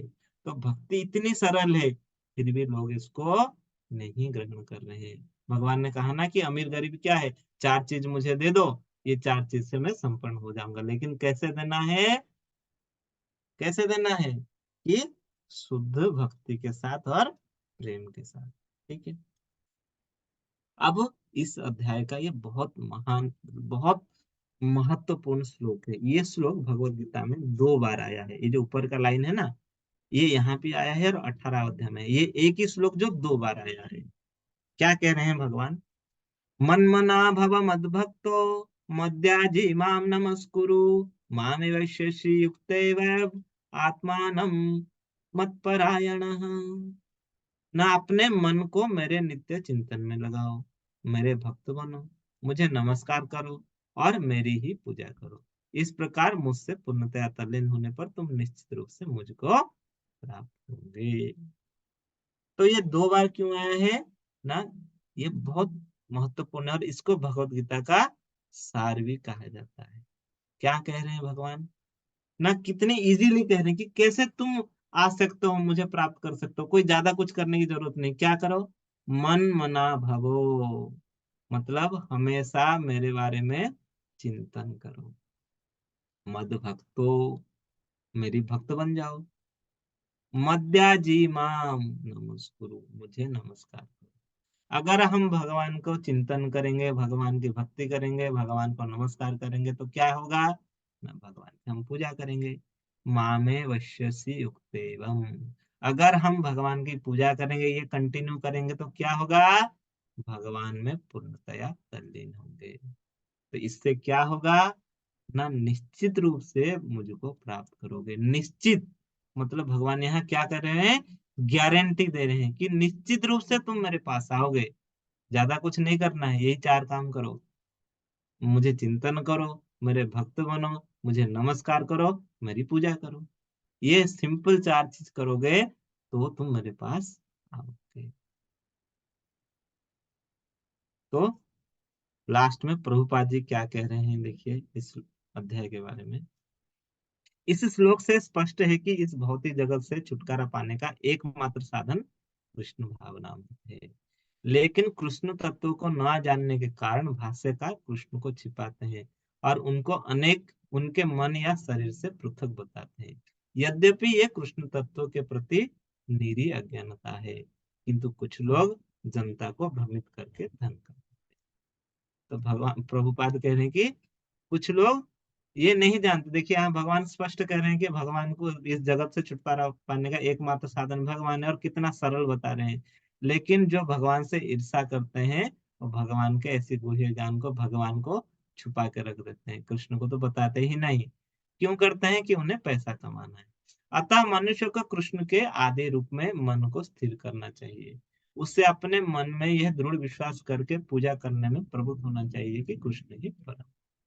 कृष्ण की पूजा के लिए भारत में 1000 मंदिरों हैं जहाँ पर भक्ति का अभ्यास किया जाता है। जब ऐसा अभ्यास हो रहा हो तो मनुष्य को चाहिए कि कृष्ण को नमस्कार करे। उसे अर्च विग्रह के समक्ष नतमस्तक होकर मनसा वाचा कर्मण हर प्रकार से प्रवृत्त होना चाहिए। इससे वो कृष्ण भाव में पूर्णतया तल्लीन हो सकेगा। इससे कृष्ण लोगों को जा सकेगा, जैसे भगवान अभी 34वें श्लोक में कहे।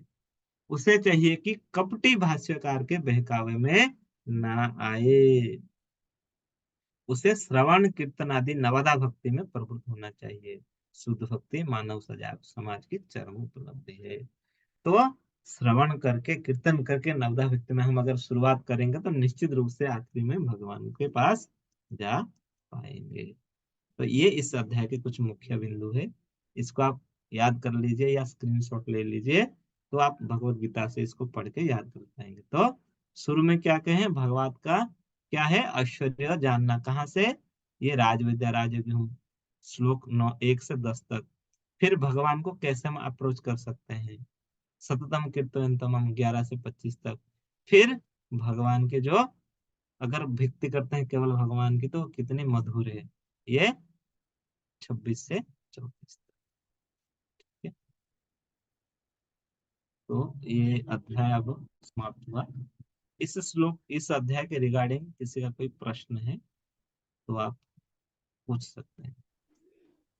और कल हम बहुत एक अच्छा अध्याय पढ़ेंगे, अध्याय 10, जो भगवान के ऐश्वर्य के बारे में बताएगा। इसमें चतुर्श्लोकी भगवत गीता आती है। वो 4 श्लोक में ही पूरे भगवत गीता का सार छुपा हुआ है। ठीक है? हरे कृष्ण। आज का कोई किसी का प्रश्न हो तो आप पूछिए। प्रभु जी एक बार क्विज का भी बता दीजिए, कोई किसी को कोई प्रॉब्लम है तो पूछ लीजिए। क्विज में किसी को कोई प्रॉब्लम हुआ या सबने कर लिया क्विज? क्विज में रजिस्टर रजिस्ट्रेशन और ये क्विज को अटेंड करना, किसी ने क्विज अटेंड किया? क्विज तो बहुत इजी है। किसी बहुत को कोई इंटरेस्ट भी आता है उसे करने में। हाँ, एक बार शुरू कर दे तो रुकने का मन नहीं करता। एक ही अगले दिन में चैप्टर भी करने एक का ही मन दिन करता में है 10 साथ 10 साथ कर में। लेते हैं। हाँ प्रभु जी मैंने भी ऐसे ही किए थे। अच्छा, तो आज का कोई प्रश्न है किसी का? हरे कृष्णा। आज की क्लास से संबंधित किसी को कोई प्रश्न है तो प्रभु जी से पूछ लीजिए प्लीज। पंकज प्रभु जी, सुष्मिता माता जी, नीलम माता जी, मनोज कुमार प्रभु जी, हैंड रेज कर लीजिए या डायरेक्ट पूछ लीजिए प्रभु जी। मैंने म्यूट नहीं कर रखे हैं। हरे कृष्ण प्रभु जी। हाँ हरे कृष्णा। प्रभु जी मेरा सवाल यही है कि भगवान ने ये जो चैप्टर में सिखाए है कि भक्ति का जो करता है वो कुछ भी कर पाप करता है तो उसको माफ कर देते हैं। 90 अध्याय में इस श्लोक में 20 श्लोक में बताए। तो इस श्लोक में बताया कि तो जब रावण ने पाप किया था तो भगवान ने एक बार माफ कर दिया था, फिर से वो उनको समझाया था भी, तो फिर से वो दोबारा क्यों मतलब पाप करने के लिए चला गया?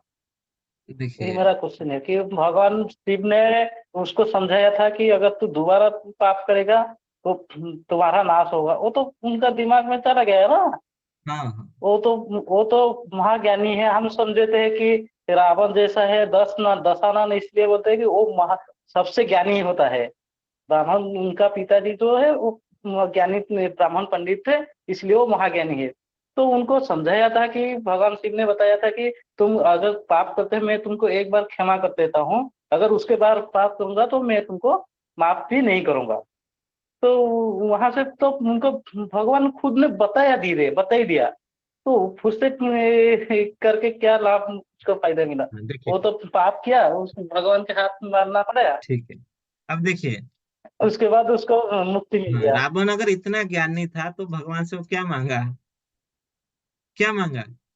कि वो जैसे हिरण्यकश्यप तो उस रावण से भी ज्यादा बलवान था। ये क्या मांगा? मैंने बताया था कि जी वो अपना 10 सिर काट काट कर सोने की लंका मांगा, सारे ऐश्वर्यों से मिले, सब देवताओं को जीता, यही है ना। लेकिन विभीषण ने क्या किया? सर थोड़ी काटा, उसने रामचंद्र के आगे, राम जी के आगे क्या किया? अपना सर को झुका लिया, तो उसे सब चीज तुरंत ही मिल गया। कहने का अर्थ है उसने कौन सी चीज मांगी? भौतिकता ही तो मांगी। अगर वो यहाँ भगवान कह रहे, क्या कह रहे थे कि किसी भी देवता के पास जाओ तो क्या मांगो? अगर भौतिकता मांगो तो क्या होगा? यहीं फंस के रहोगे। अगर उसे सही ज्ञान हो जाता है कि ये ऐसी चीज है, वो तो भगवान की लीला अलग है। लेकिन अगर उसे सही ज्ञान होता तो क्या मांगता देवताओं से? भक्ति ही तो मांगता है। भगवान बार बार करें भक्ति मांगो। अगर ऐसी चीजें जो भौतिकता मांगोगे, चाहे वो कितना भी ऐश्वर्यपूर्ण हो, वो एक ना एक दिन नष्ट होना है, नष्ट होगा।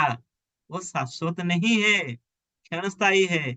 सुख भी क्षणस्थायी है, सब चीज क्षणस्थायी है। इसलिए तो उसे ये ज्ञान नहीं था। इसलिए वो इस फंसा जाके, ऐसे फंसा, इतना ज्ञान होने के बावजूद भी भगवान को क्या मांग लिया? जाके देवता को मांगे कि मुझे भक्ति दो। महादेव को मांगा कि मुझे भक्ति दो। नहीं मांगा, क्या मांगा? कि नहीं, मुझे ऐश्वर्य दो, मुझे इतनी ताकत दो। और क्या क्या उससे? न भगवान की जो शक्ति है उसको हरण करना चाहा, कि भगवान की शक्ति को लेकर मैं उसे भोग करूंगा। तो क्या हुआ लास्ट में? अंत हुआ। भगवान तो हर ये किसी तो को हरे बार बार समझाते हैं कि समझो, क्या चाहिए क्या चाहिए। यहाँ भी तो समझा रहे हैं कि भक्ति मांगो, भक्त बनो, मेरे पास आ जाओ, क्योंकि भगवान के पास ही।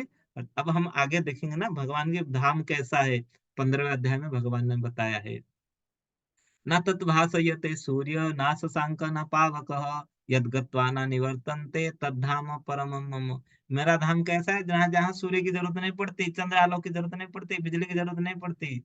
एक बार जो वहां चला जाता है कभी वापस लौट के नहीं आता। लेकिन कौन आता है? घर से माँ बाप किसी को थोड़ी निकालते हैं। हम क्यों निकलते हैं? जब हमारी इच्छा होती है कि यार नहीं, मैं जॉब करूंगा, पैसा कमाऊंगा, अपना कुछ देखूंगा, बड़ा कुछ करूंगा, तो तभी वो फंसते हैं, तभी वहां से निकलते हैं, तभी हम वहां से निकल के यहाँ आ गए। ठीक है प्रभु जी? ठीक है। हरे और कृष्णा किसी का प्रभु जी। कोई प्रश्न हो? प्रभु जी, हाँ, सुष्मिता माता जी 9.16 श्लोक दोबारा से समझना चाह रहे हैं, एक बार हाँ, समझा एक दीजिए मिनट। प्लीज। हाँ, एक मिनट, 9.16 को दोबारा में देखा और गीता से मैं आपको जी प्रभु जी। पढ़ा के सुना देता हूँ। हाँ, जैसे ये था ना, महात्मानस्तु मां पार्थ देवी देवीं प्रकृतिम आश्रिताः भजन्त्य अनन्य मनसो ज्ञात्वा भूतादिम अव्ययम। यही श्लोक है ना। तो यहाँ क्या कर रहे हैं कि महात्मा जो है वो क्या है, महात्मा के लक्षण क्या है? महात्मा कोई उपाधि नहीं है तो हम किसी को दे देंगे, ऐसा नहीं। महात्मा के लक्षण क्या होते हैं? क्या होते हैं? गुण होते हैं। क्या होता है ना, महात्मा पहले किस में होता है? दैवी प्रकृति के आश्रित में होता है। वो किसी इधर उधर का आश्रित नहीं करता। हम किसके आश्रित में है? माया के। लेकिन वो भगवान के जो अपनी माया है, योग माया है, उसके आश्रित में रहता है। और क्या करता है? भजन्य अनन्य मनसो मनसो, भगवान को क्या है ना, अनन्य मन से, भक्ति में पूर्ण रूप से वो निमग्न रहता है। और क्या? ना ज्ञात्वा भूतादिम अव्ययम, वो भगवान को क्या है ना, आदि तथा अविनाशी के रूप में जानता है। वो जान लिया है भगवान ही आदि है और अविनाशी है, इसलिए तो उनके संरक्षण में गया है। और अनन्य रूप में उनको क्या करता है? पूछता है। और क्या करता है? उनके नाम का प्रचार करता है, उनके गुण का प्रचार करता है। उसको तो आ गया, लेकिन उसका वो प्रचार भी करता है, ताकि क्या हो ना, दूसरे लोग भी उससे क्या है ना, भक्ति सीख सके और भगवान से जुड़ सके। ठीक है माता जी?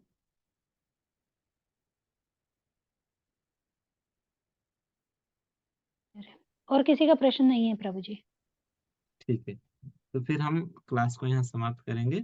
और कृपया आप को जैसा भी थोड़ा सा भी आता है ना, क्या बोलते हैं, कोई भी कीर्तन, थोड़ा याद करके आइए। कल कोई ना कोई आप में से कीर्तन करिए, थोड़ा 10 मिनट पहले आएंगे तो हम कीर्तन मिलके करेंगे। भले आपको महामंत्र भी आता हो, जैसे भी आता हो, उसका भी हम कीर्तन कर सकते हैं, बहुत और सारे। प्रभु जी माला की भी रिक्वेस्ट करिए कि वे सभी थोड़ा हाँ, एक आप माला तो सबने जरूर माला करें। शुरू किया नहीं? कम से कम माला तो शुरू करिएगा, 2 माला तो करनी ही करनी है, ठीक है। एक माला तो जरूर करें शुरू में, हाँ, ये शुरुआत एक जब से तक करें। हमारा ये 18 दिन पूरा होगा तब तक आपको 2 माला तो करनी है, क्योंकि हर जगह कहा गया है कि, अब हम अगले अध्याय में कल ही पढ़ेंगे, यज्ञों में जप यज्ञ है, भगवान कह रहे हैं कि मैं जप यज्ञ हूँ, ठीक है। सबसे मेरा अनुरोध है कि आप कम से कम माला शुरू कर दें, ठीक है।